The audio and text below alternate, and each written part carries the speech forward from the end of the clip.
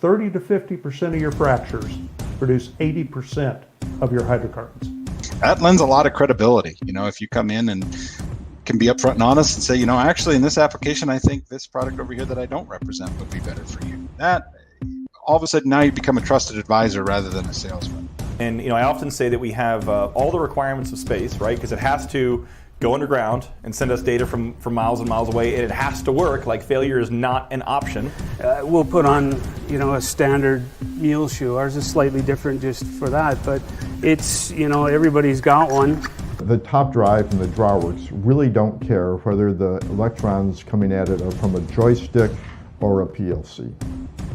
The panel, what you see here on the left, which is now controlled by one of my students, is showing you actually the control of our brakes. As of now, geothermal is a pretty small market. If you have tortuosity, the casing will be up against the side on part of the well. There won't be any cement there. The cement will have crescent around it. So managed pressure drilling, it's been defined as a process to precisely control the pressure profile in the wellbore. The key is being transparent with our clients in this case. So tell them what happened. If we had a failure, tell them exactly what happened. Whether it's our fault, whether it's whatever the issue was, we need to be transparent. But I think it's very important for everyone in the industry to know what's out there and kind of what's happening downhole as well. I've probably worked on over 40 different performance limiters in my career. If I miss any of those and the computer is raising weight on bit and I miss any of those, I have a train wreck. The computer's going in the ocean. Here's your new colors, here's your new thing. We don't do that at all. Here's the tattoo you need to get. Yeah, here's the tattoo. Sorry about the last one. We used to fake that all the time.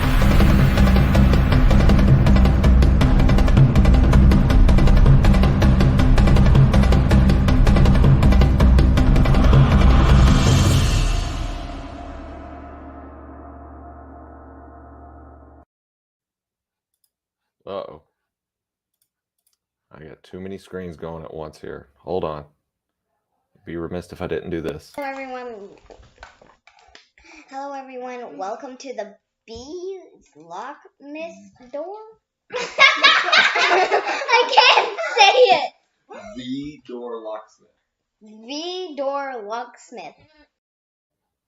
Hello, everybody, and welcome to the V-Door Locksmith Show. I'm your host, David Gibson, where we are unlocking the secrets to success in the oil and gas industry, one interview, one technical presentation, and one technical screw-up at a time.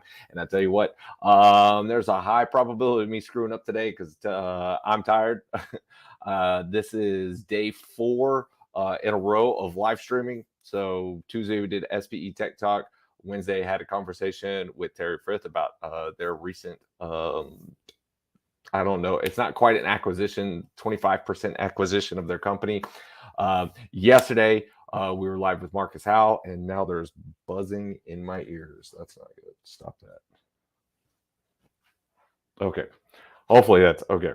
And then yesterday, live at CorvaCon with Marcus Howe. An absolutely amazing time at CorvaCon. Some really, really, really great conversation. Wow, why is that doing that? Stop it. Sorry, guys. There is, I think, my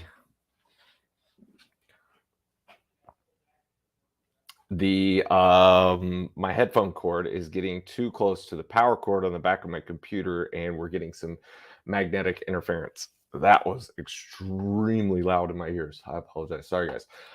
So yesterday was awesome. We were at CorvaCon.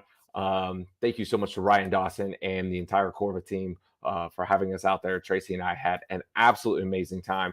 Got to meet and talk to tons of people. I think we're probably about 7 or 8 people that I met in person for the first time. A typical oil field thing. Hold on just a second. Oh, God.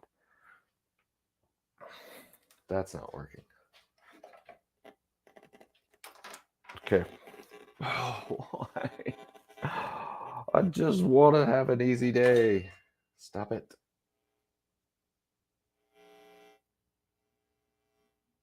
Nothing's moving in the electrical interference. Okay.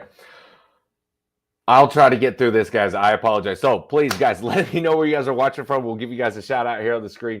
As per normal, this is the Vidor Locksmith Show. And yes, of course, we are having technical difficulties. So let's start by saying hi to a couple of people. Of course, John DeWart is probably always the first to get in there in the comment section. Thank you for being here. Not sure who this guy is. Martyn Parker? Never heard of him before. No, Martyn Parker is a great guy. He's actually part of the team that we're having on the show today at Pruitt. So Ian, thanks for tuning in from the Woodlands. Salim tuning in from Algeria. Akram says, good morning. Thanks for being here. Ron Didi from Willis, Texas. Sadiq tuning in from Dubai. Thank you for being here. John Dahl from Oklahoma. Paul Moore from Saudi. Thanks for being here. Ahmed, thank you. Ricio. Morning, everyone. Morning. McFrancis saying hello from Dubai. Thank you, sir. Tom Ball for Sir Robert Estes, LinkedIn user from the Texas Hill Country, Geosteering. Thank you, sir. Daniel saying good morning. Preet says good morning.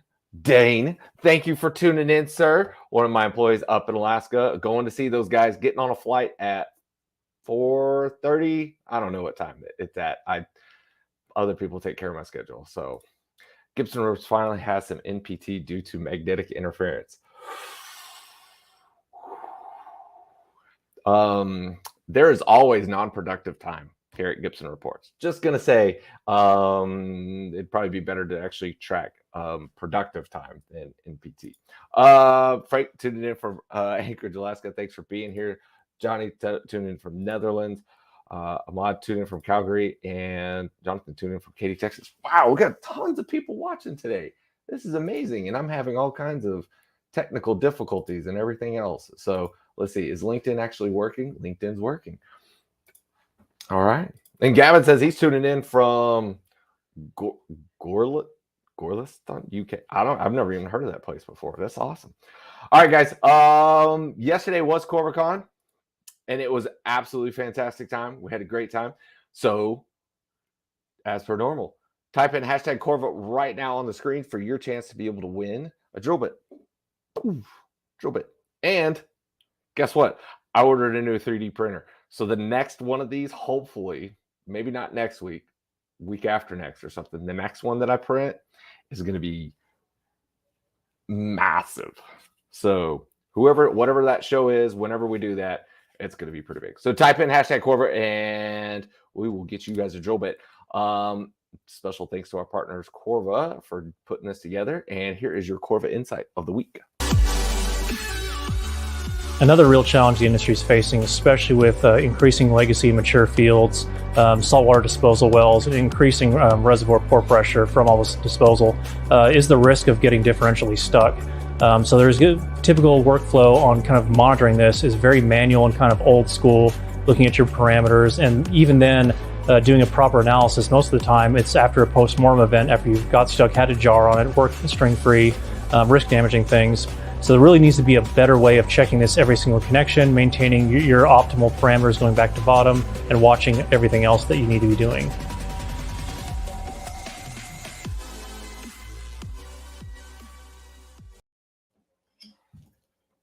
All right. I think that'll stop it from making noise. No more electrical interference. We are not tripping out a hole for MWD. Not today. Not today, Satan. Not today.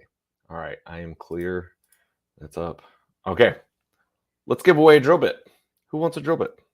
Add to stream. There we go. We've had 23 entries so far. Excellent.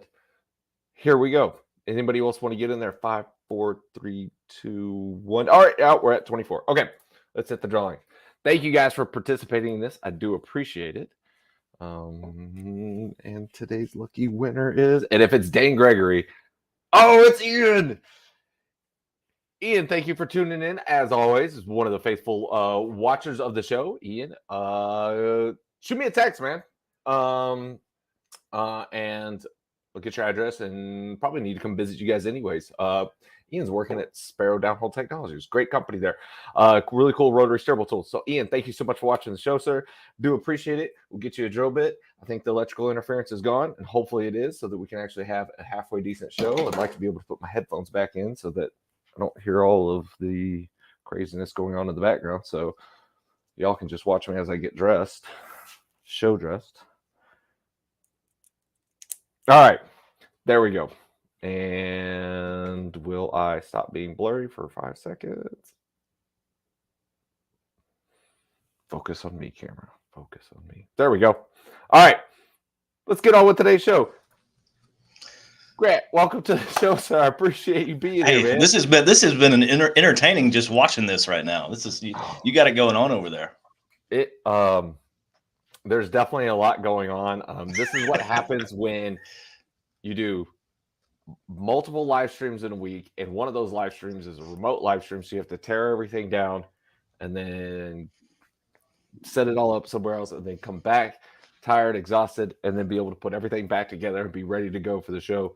Soon enough, we have a videographer that's actually coming on to the team. So Congratulations, man. Thank you. Appreciate it. His name's Will. Will be joining the team the 14th. So soon enough, I'll be able to offload some of the camera responsibility and stuff to him. And then all I have to do is just be the on-camera talent. Fantastic. Sounds absolutely insane when I say it like that. So, and then Ian says, woohoo, for winning the bit. Thank you, guys. Thanks to everybody who did. There's so many people who put in for that. All right, Grant.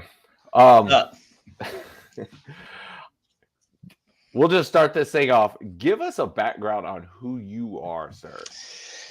Oh man, that's a loaded question. So I guess I can just start. I'm from Fort Smith, Arkansas, born and raised in Fort Smith.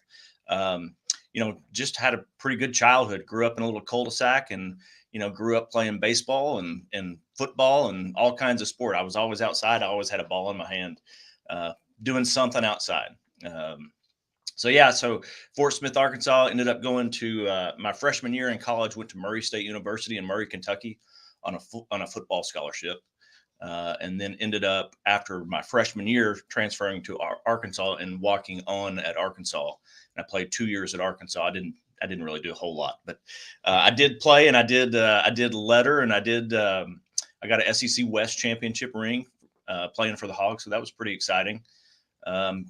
After college, just decided to move back home. I went and traveled Europe for 2 months after college, with our COO, Sean McBride. So went and traveled Europe for 2 months, came back, got married, started working in the family business. My dad paid me $8.50 an hour and said, go learn how to build rotating heads. So that was the beginning of my career. So it was I learned from the bottom and just kind of worked my way up and just found some passion in what we do at our business. So kind of a cool, growing up, I never knew that I wanted to work in the family business, but it was one of those deals where, had a good opportunity to come home. And I think when I first started, we had about 20 people and half of them were Pruitt. So it was a small business back in 2001. And so we've just kind of grown over the years. So tell me a little bit about the family business. What is it that you guys do? And then I'll get into you having to start at $8.50 an hour. That's just how my dad rolled. So in 1958, my grandfather started Pruitt Tool and Supply Company, which originally started as a fishing and rental tool company. And then somewhere along the line, I think maybe the mid-60s, he was involved with a guy named Bob Williams on designing the Williams, what was then the Williams rotating head. Now, the Williams product line is a part of Weatherford, but that's just a little fast forward snapshot of kind of the family history. So at one point in time, all the Pruitt rotating heads and Weatherford rotating heads were manufactured in Fort Smith, Arkansas. So somehow Fort Smith was kind of the RCD capital of the world. But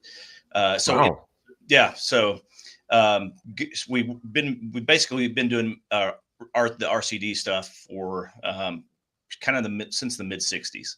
and then ended up getting into managed pressure drilling in about 2014. Martyn Parker met me in Austria at a conference and showed up with a business plan about 2 inches thick and opened it up and kind of laid out his business plan for me. And it was kind of a natural transition for us. We knew that we needed to be in managed pressure drilling because that was kind of the new and upcoming technology, and had known that for several years. And when Martyn came and, introduced himself and his business plan, that's how it all kind of started. So.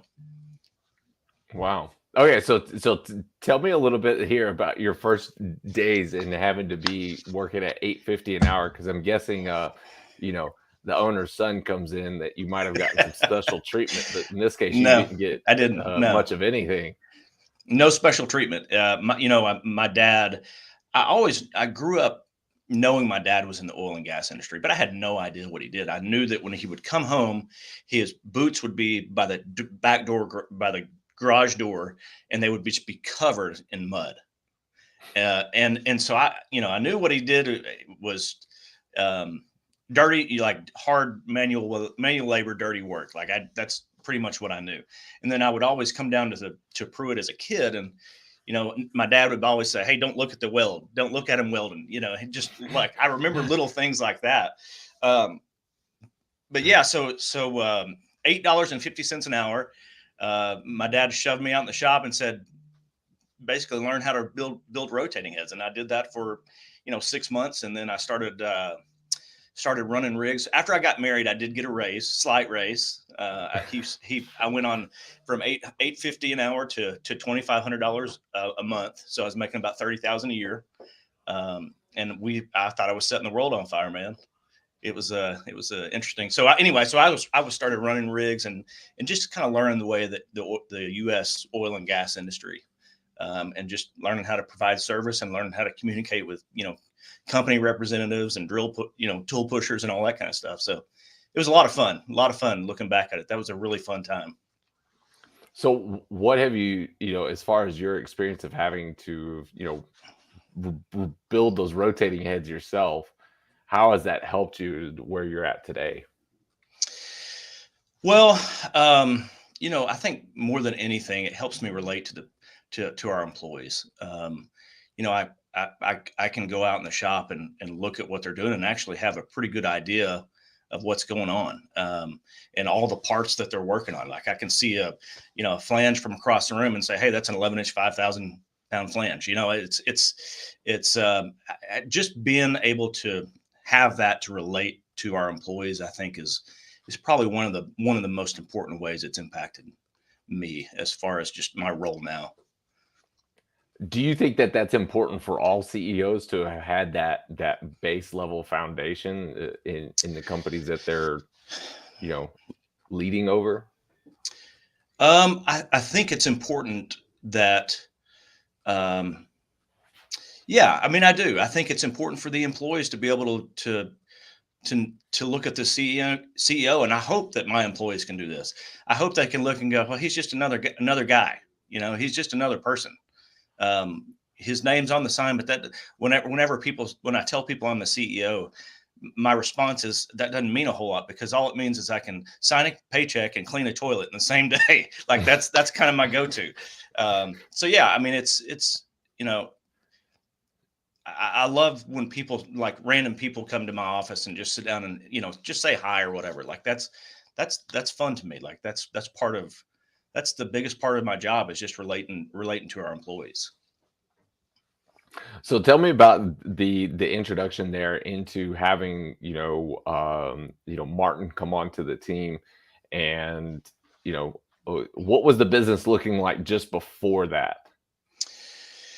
Wow. Yeah. So I think probably in 2014, we were setting the world on fire with all the U.S. shale plays that were going on strong, and we were blowing and going with RCDs. I mean, we were just, I think at our height, we had something like 312 rigs with our equipment on it. So we were going pretty crazy. Yeah, we were really, really busy. And then Martyn came in 2014.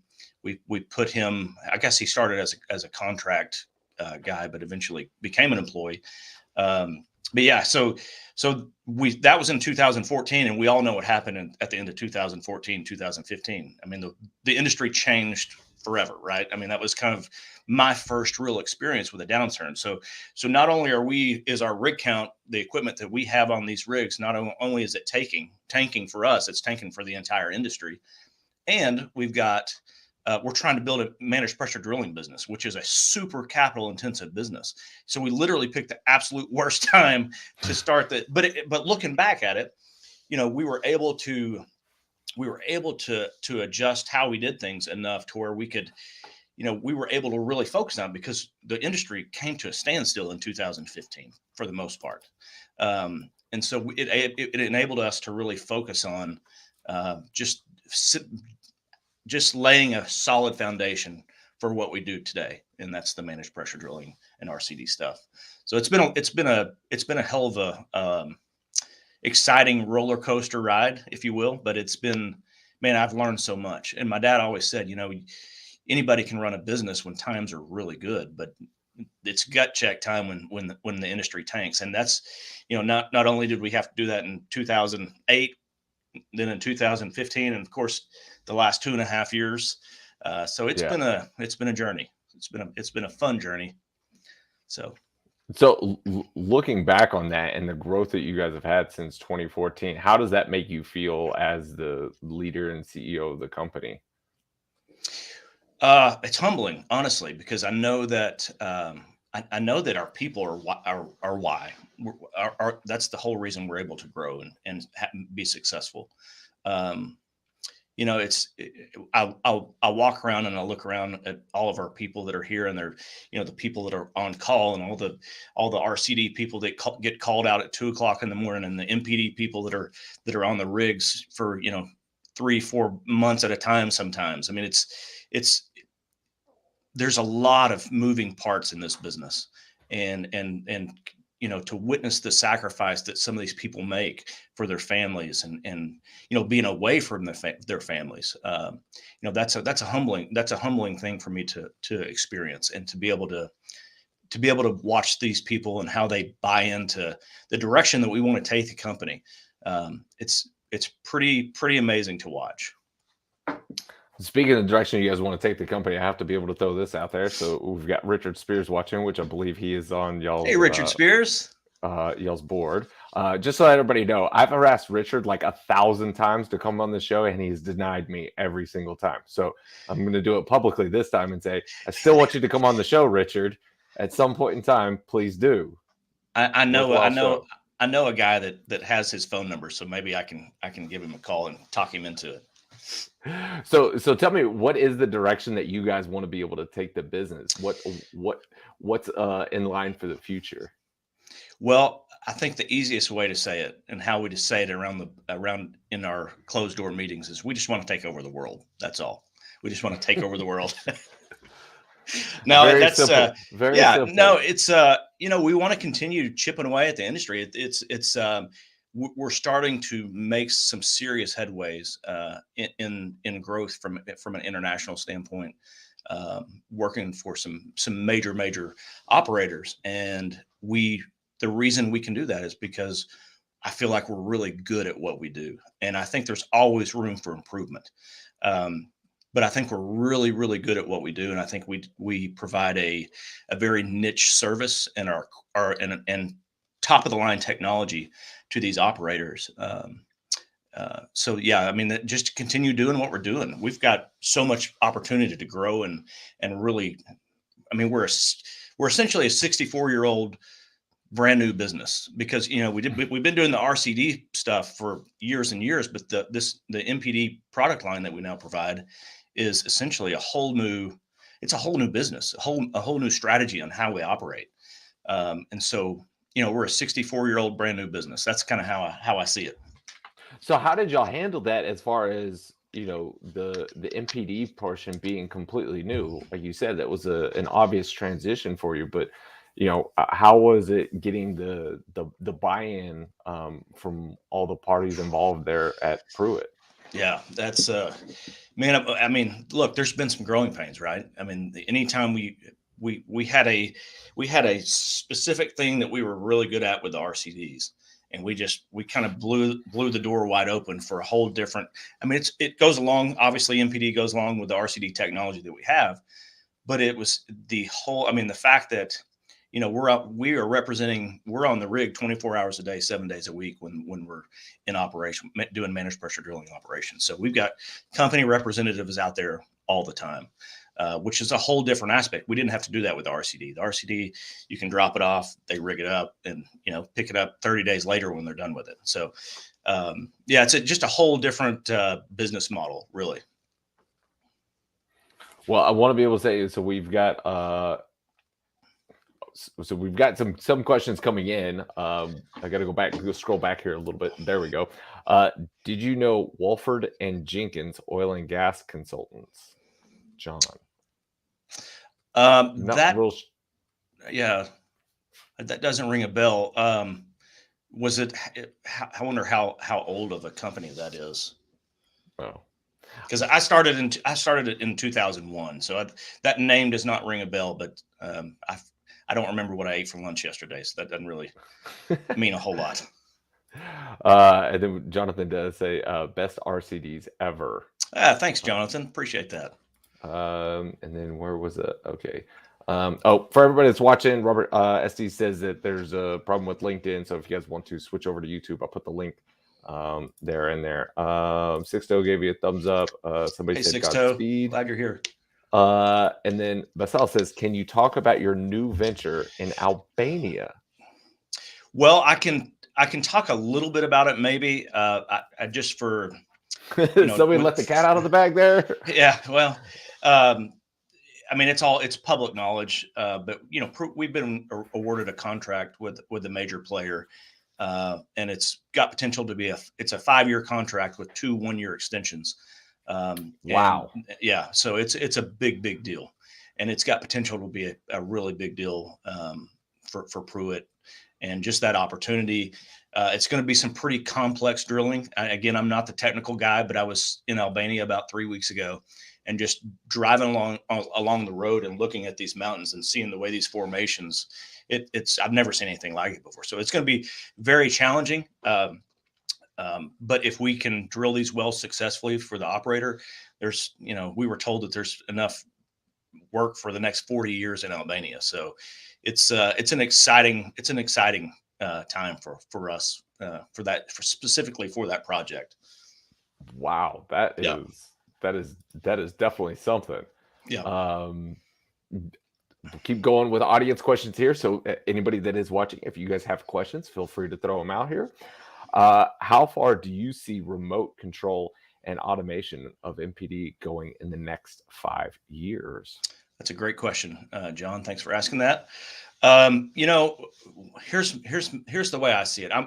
I can relate automation to MPD with, I'm a pilot. So I relate it to automation in airplanes, right? And my thought process is on it. I don't want to get in an airplane that doesn't have a pilot. I refuse to do that. I don't see myself ever doing that. So there's basically a pilot's job once they take off is managing instrumentation and managing the cockpit. They're not always pushing buttons, but they're constantly scanning the instruments. To me, that's the important part of where MPD is. And everybody talks about, people-free MPD, not having people on the rig, completely automated. I think that there's people that do that. I think there's people that do it remotely. But to me, I don't want to get an airplane without a pilot. And so I think it's always automation is a beautiful thing. Technology is amazing. But I still think there has to be some sort of human interface, managing the cockpit or managing the choke, the MPD controls. I mean, that's just my personal perspective on it. Well, I would agree with you. I don't think I want to get in a plane without a pilot either. Right. It's a great way to be able to say it. Your experience in our Arkoma Basin will be of help, and I guess that's for the comment for the stuff in Albania. Yeah. Well, the Arcoma Basin is one of the oldest basins in the United States. That's actually how we ended up here in 1958 when my granddad moved from Gainesville, Texas to Fort Smith, Arkansas. He had one or two clients at that point in time that said, "Hey, if you move to Fort Smith, we'll give you all of our work." And so he loaded up his family, and here we are, still here in Fort Smith, Arkansas. So that was going to be a question: is how difficult is it for you to be able to run an oil field service company where most are either based in Houston and or in Midland to be able to, continue servicing clients? But I mean, obviously you guys are doing stuff internationally, but has that been a challenge? That's a good question. There's always challenges. No matter where you are, there's always challenges. I think that, geographically, Fort Smith is actually a very centrally located, very centrally located area that's kind of right. There's several shale plays right around it, right? So we ended up actually, having some pretty good success with our location as far as logistically. We can pretty much ship anything to anywhere in one day. So it's not a horrible location as far as that goes. Some of the challenges that we've had, and we've been very fortunate, are just finding, there's obviously, if you live in Dallas or if you live in Houston, the talent pool is larger, right? So that's always a challenge. But man, I mean, to me, I think we've got one of the best. I mean, our engineering team is amazing, and a lot of those people are from right around here. It's I mean, there's a lot of amazing things about some of the people that we've got, but just I mean, that's probably the biggest challenge is the people. I would guess it's probably easier to keep the talent there when competitors aren't directly across the street and can just wave some money at them and let them just run on across. So how do you guys handle having to do business not only here in the U.S. but doing business internationally? How different of a work scope is that for you? Wow, yeah, that's a great question, David. So the U.S. the mentality in the U.S. is a company calls you and expects you to have it on location and be operational in like 2 hours or yesterday. Like that's what they expect. What I'm learning is, and we've actually been able to, get calls for MPD call outs, which is crazy to even think about, but we'll get MPD call us and have it on location and be operational in 24 hours, which is, not the way we prefer to do it. We prefer to do a lot of planning on the front end to really help the client. But for example, the Albania stuff or the stuff that we've got going in the Gulf of Mexico, that's a project that we've been working on for 4 years. I mean, essentially, COVID obviously slowed everything down, but that was a project that we were working on. It took us 4 years to get awarded that project. So, I mean, that's the difference between U.S. land. Hey, you can get a call and have it out there in 24 hours versus, these big international or Gulf of Mexico projects. It takes years of planning. And so it's quite a wide range of just trying to figure out what the clients need. How do you manage that from a sales perspective? Because obviously that can be extremely difficult to be putting in that much time and effort into, not knowing if you're going to be awarded the project or not. How do you gauge, knowing to be able to tell the guys like, okay, keep pursuing versus, what, let's pull the plug on this and yeah, so that's another good question. A lot of that's all I'm going to ask you. Good ones. Okay. No, a lot of it is client driven, man. I mean, you can tell when there's certain clients that really appreciate engaging with them and helping them understand kind of the process of how to drill their well most efficiently.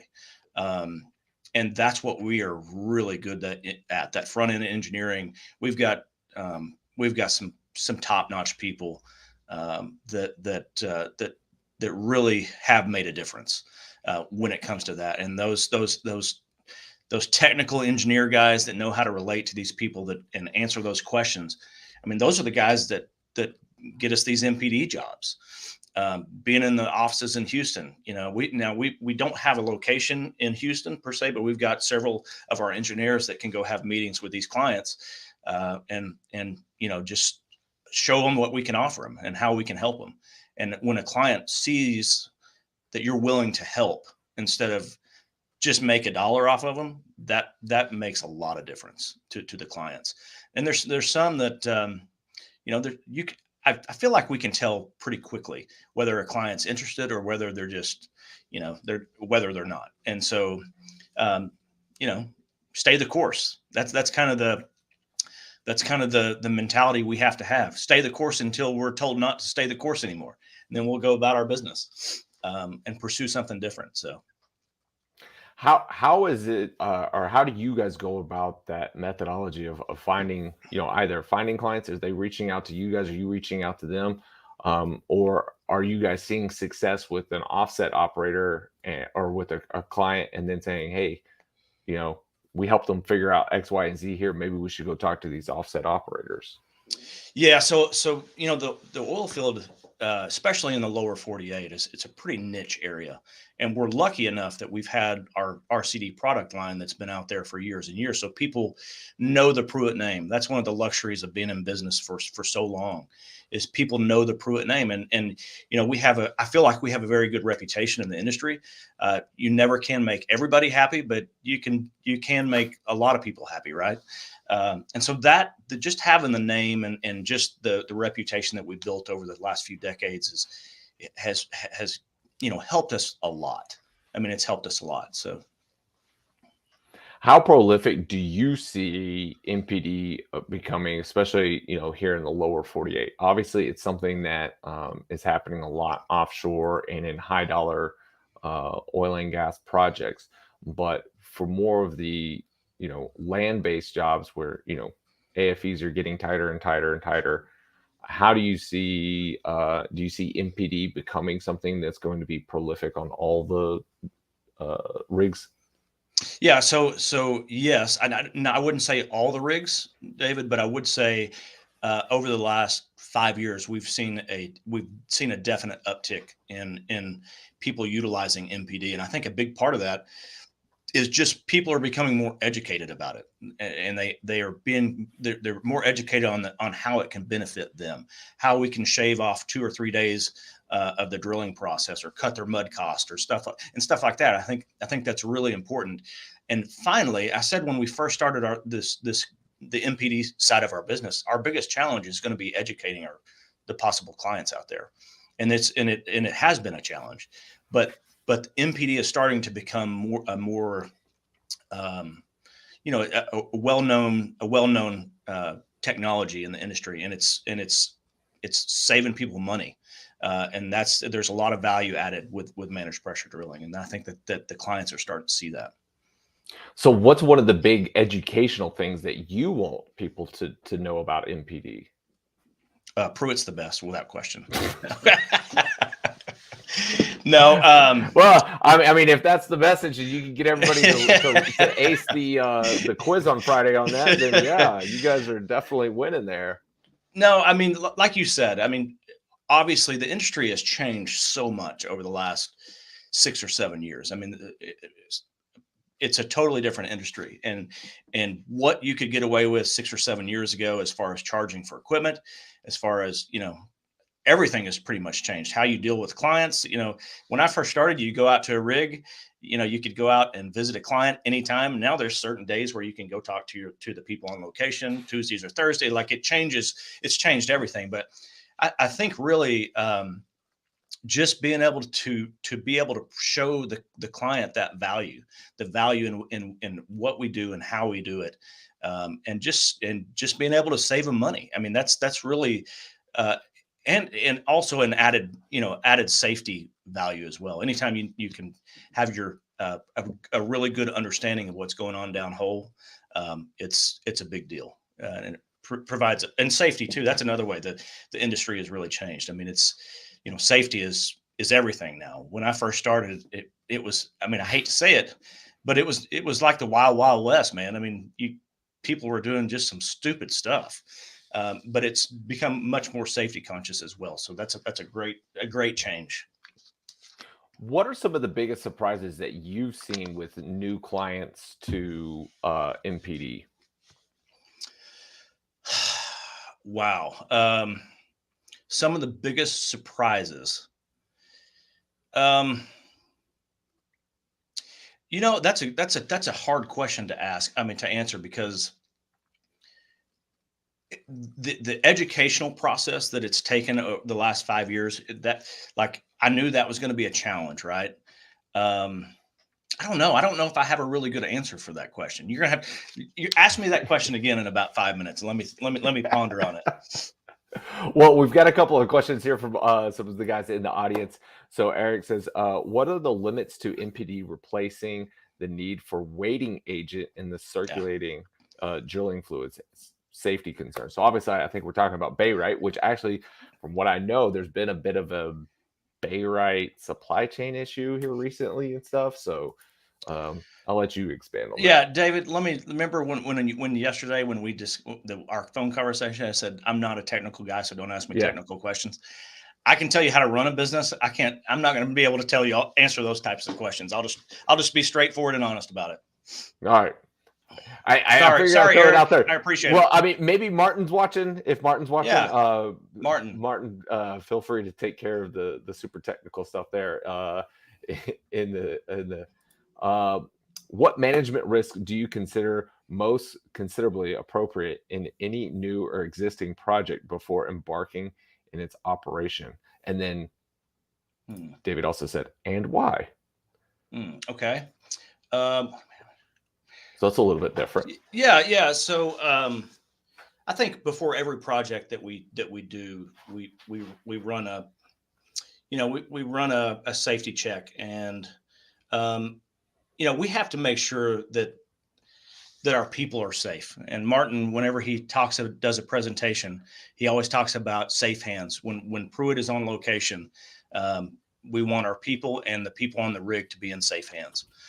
And that's kind of our goal. That's kind of our mentality and how we approach every project. And one of the most difficult things is when we get those call out MPD jobs, we don't have a lot of time to do that front end planning, which I think, when we work with clients that do allow us that time to do that planning, I think it always adds an extra added value of safety for the project.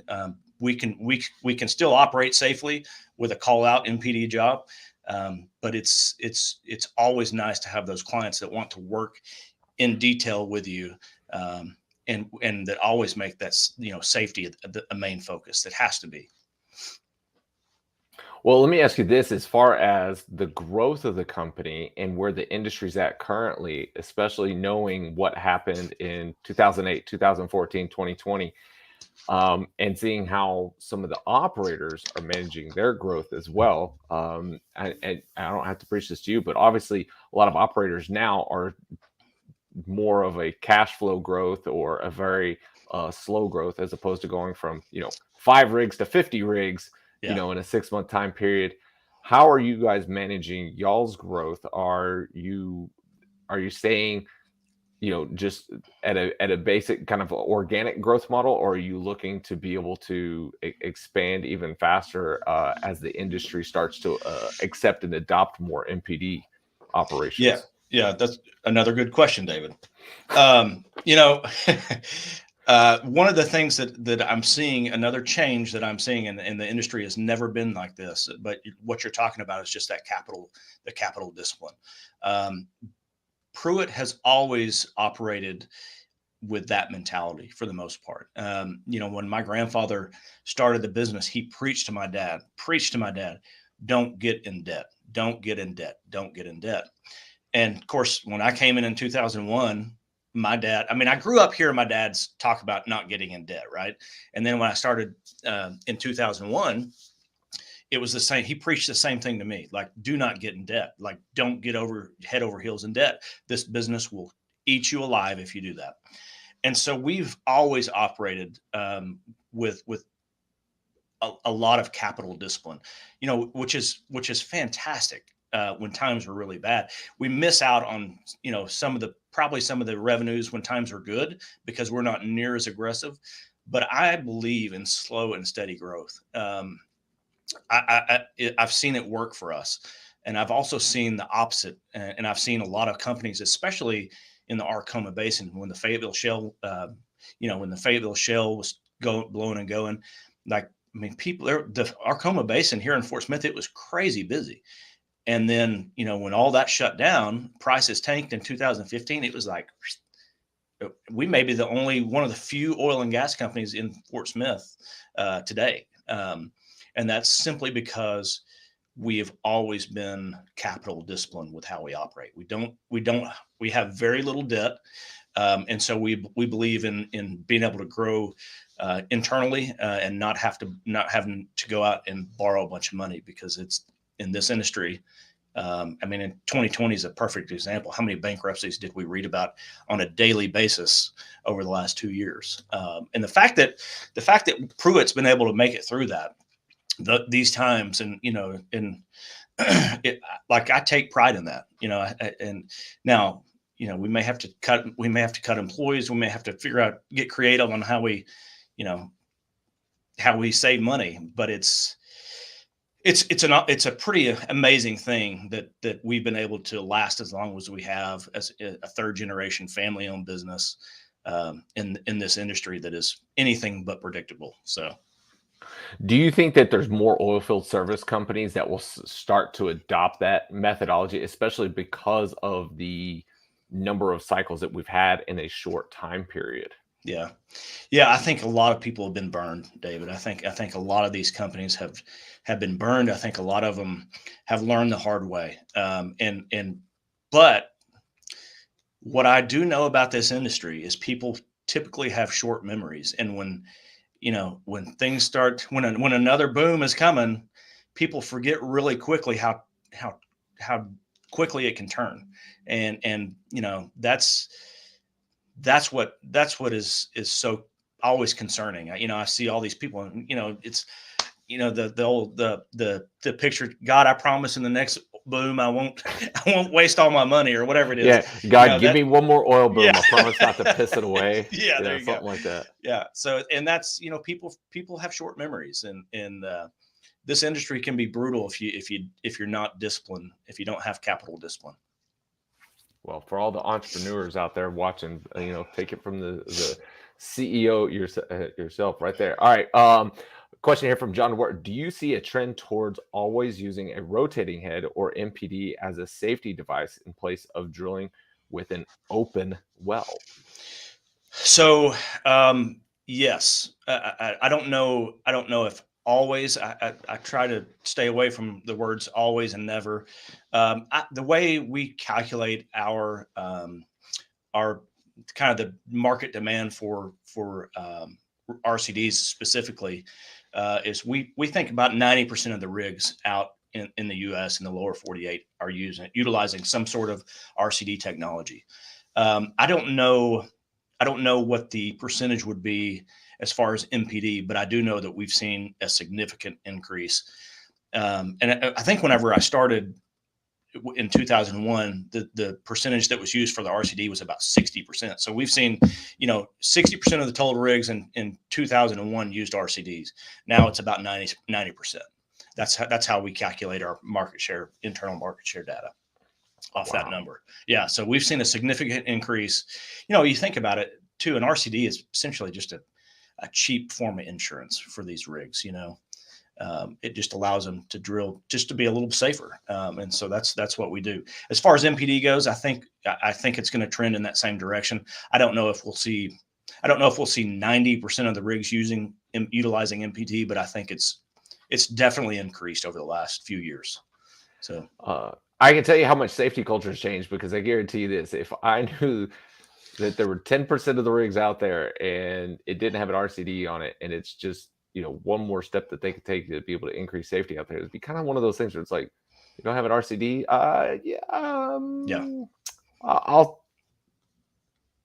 I'll stand back behind the trailers. Yeah, exactly. All right, question here from a Gibson Reports employee, Dave Gregory. It seems that there are quite a number of MPD startups entering the onshore industry the last several years. Do you think that this is creating more competition for contracts within the industry, or just helping to meet growing demand? Excellent question. That is a good question. So yeah, there has been a lot of startups. One of the things that I feel like we did a really good job, and a lot of this was Martyn's doing, but he came in and, his desire and passion is to be the best MPD company. I mean, and when he came in, one of the things that he focused on was that a solid foundation to be able to grow. And I think that's one thing that we've really done really well, as we've implemented a very solid foundation. It's that we've been through some growing pains, but people are on board. They believe in what we're doing. As far as the competition goes, I'm not on the inside of those companies. I know that there has been several startups. But I think right now, there's enough work out there for everybody. I mean, everybody can stay busy right now if they can, perform on location, and if they can help their clients. I think there's enough work for everybody.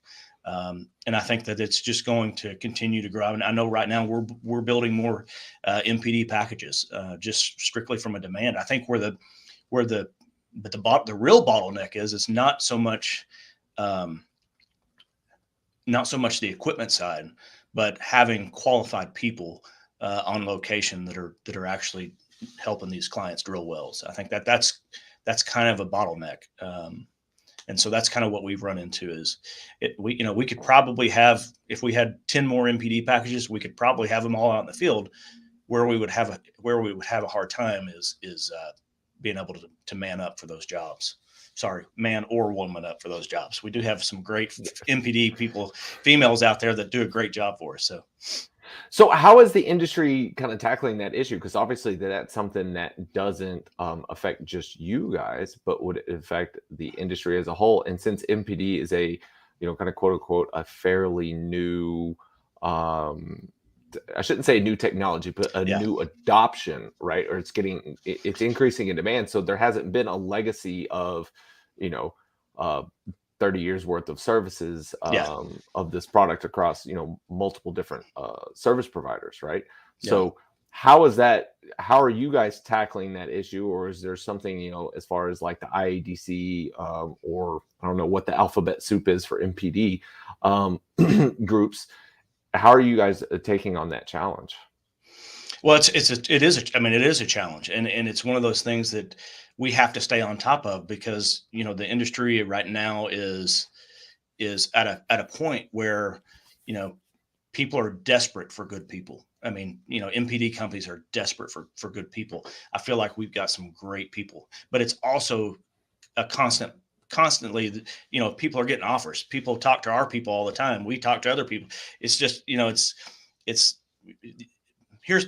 my belief is, it doesn't matter how good your equipment is. If you don't have great people to run it, you might as well close your doors. And I think a lot of the MPD companies are realizing that you've got to have great people to run these jobs.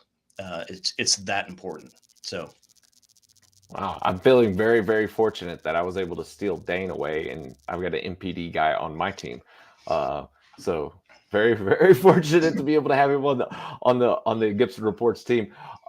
So with that, do you think that there's maybe an opportunity for like an MPD school? Because if you guys are having hard times finding, MPD specialists to be out there on the rig and doing it, then obviously there's a lack of education and knowledge with the operators.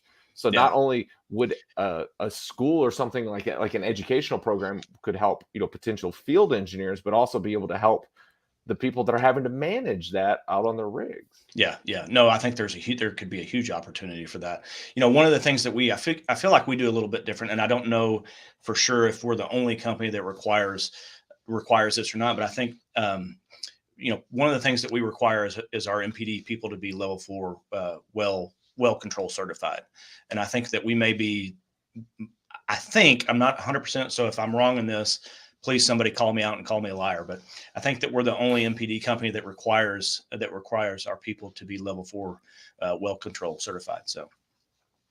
Well, I mean, it's definitely, that's not going to hurt to be able to have them having done that. Yeah. What if somebody out there, is a, working in oil field services right now and would want to transition into MPD? What's a good background, or other service segment lines? Is it, being a mud engineer? Is it being a driller? Is it a directional driller, MWD hand, solid control, company man? What's usually a good transition for them to be able to come in to start doing MPD work? Well, I'll tell you what, David, we've hired people from all over. I mean, we've hired, ex-company men, we've hired ex-tool pushers. We've hired, we've actually had one of our guys, a guy named Jason Buckner, who's out on a rig right now. Jason started for us as a welder probably 15 years ago. And then he transitioned to a machinist, and then he's done just about everything in our business. And, what we try to do is we try to give those people internally, we try to give them an opportunity to move up in the company. And that's a perfect example of, it's not magic. You've got to be able to think, you've got to be able to make decisions, and you got to know how to talk to people and understand the complexities of the well. But I mean, we took a guy and gave him an opportunity. He does a great job for us. He was a welder for us 15 years ago, and now he's running offshore MPD for us. So it's one of those things that I love to be able to tell that story, because it makes me proud that we took a guy from a welding position, which is a very important position, and now he's drilling on the controls of an MPD choke. So it's pretty neat story there. Well, I can only imagine him being out there and then being able to look over all of the equipment that's there and knowing all the way down to the weld if everything's done right and and the equipment's ready to go to be able to perform. Sure. That's something. So Martyn did put in here, educating clients in the industry to use the risk management MPD via IADC RPs and for US land. So he put in a link there. So and then Eric requested maybe next sessions for a technical Eric, I apologize. I'm just not the technical guy, but I've got a group of people that would love to sit on this podcast, and you guys can get all after those technical details. I'll tell you this, Eric. I like doing the technical stuff, sprinkling some personalities and leadership management stuff every once in a while. So we'll definitely be putting something together in the near future to be able to do maybe a MPD technical mini series. Speaking of which, and Pruitt will sponsor that too. How about that? I'll make you a deal. There we go. Okay. Speaking of which, we are doing a torque and drag mini series that will be starting in the beginning of January. It's gonna be 7 episodes. Little teaser here during Vidor Locksmith for all the people that are still watching. D. John says, I really think your Fort Smith location is a help for getting good people. There we go. Matt Hill says, hire vets. We've Not got wrong some in that. Yep. And then D. John says, roughneck or driller. Well, I'll say this. We're definitely going to get Martyn back on here and be able to do some more MPD technical stuff. All right. One final question for you, Grant. Anything that you would like to be able to, I know I asked you about educating the audience, but anything else that you would like them to be able to know about either MPD and or Pruitt?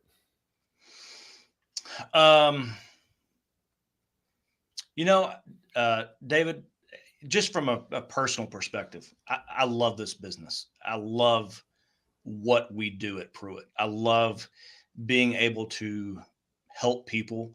I love being able to help families. I love being able to see families grow. Like, for example, like I've seen your company grow over the years, and every once in a while you'll post something, and I'll see you post a picture of your family. Like that brings, I mean, that's to me, that's what this is all about. Like seeing what you're able to do. And we talked a little bit before the show started about, I mean, who knew that you were in barbecue sauce business? Like those are the kind of things that make a difference. Like those are the things that I see people be successful, and to be able to be a part of that and know that this business helps families and helps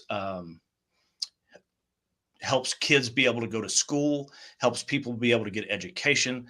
Like that's what it's all about. I mean, I love this business. I love being good at MPD, but really when it comes down to it on a personal level, we're all just trying to have a place to lay our head at night and wake up and eat a good breakfast in the morning. I mean, that's what it comes down to. So probably not what the answer you were looking for, but that's kind of where my passion is, man. Just being able to impact people's lives in a positive way. That's it. Well, Grant, thank you so much for coming on this show today. I really do appreciate it. Next episode is going to be live next week. I'll be in Alaska. We'll be broadcasting live from there. So it'll be probably 3 hours later because I'll probably do a 10 a.m. show there. So it'll be 1 o'clock or something like that here. So I'm not doing a 7 a.m. show for you guys. Sorry about that. Or I'm not getting up at 7 a.m. to be able to hit the 10 a.m. time slot here. I think we'll have Mike Redburn, and then I can't remember who all the guests are after that. Too much going on in my brain. To the guys in Alaska, I'll see you guys this evening. Can't wait to be able to get out there. Grant, thank you again so much for being on the show. My pleasure, man. This has been a great experience. For everybody out there still watching, please like, share, subscribe, follow both of us on LinkedIn. We've got some great, amazing content coming up. And be on the lookout for a Pruitt mini-series that'll be coming up. All right. And Richard Spears will be on that too. Yeah. Whoa. Believe it when you see it. Yeah, I'll believe that when I see it. All right. For everybody out there watching, as always, know your industry.